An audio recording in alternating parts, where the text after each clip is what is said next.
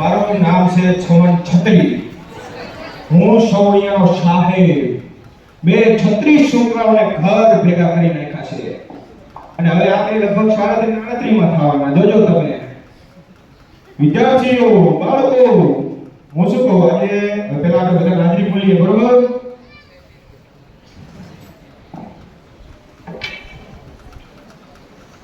મેહુલ કબાડી હાજર સર.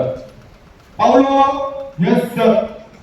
મારા કહેવા પ્રમાણે કાલે તમારા બેની પરીક્ષા છે, બરોબર? હવે હું શું કહું, પરીક્ષા પહેલા તમે કેવી તૈયારી કરી એ જાણવા માટે હું તમને પ્રશ્નો પૂછવાનો છું, 4-5 જે તમે મને શાંતિથી જવાબ દેજો, બરોબર? મારું નામ તમને ખબર છે ને, સમન છત્રી. તમારા કન્નાથી 37. સારું સાહેબ. મારો પહેલો પ્રશ્ન છે, પાવલા બોલો સાહેબ. ભેંસ વિશે બે શબ્દ કહે.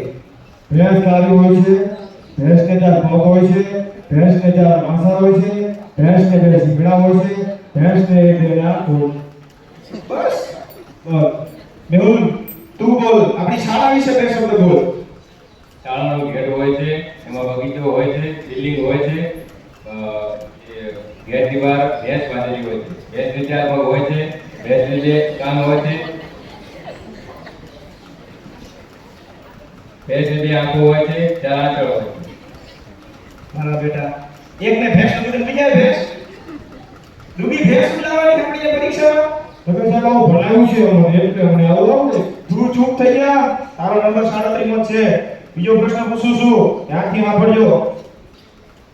મેહુલ, તારા માટે પ્રશ્ન છે.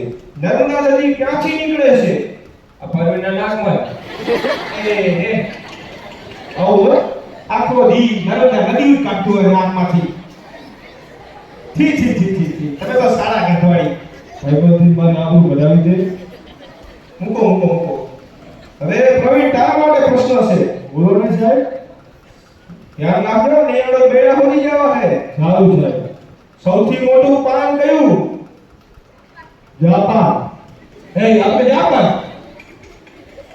તમે ફેર જ છો. મેહુલ, હવે આપણે છેલ્લા 2-3 પ્રશ્ન પૂછી લઈએ, બરોબર? તું બોલ. દુનિયાના 3 ખંડોના નામ દે મને.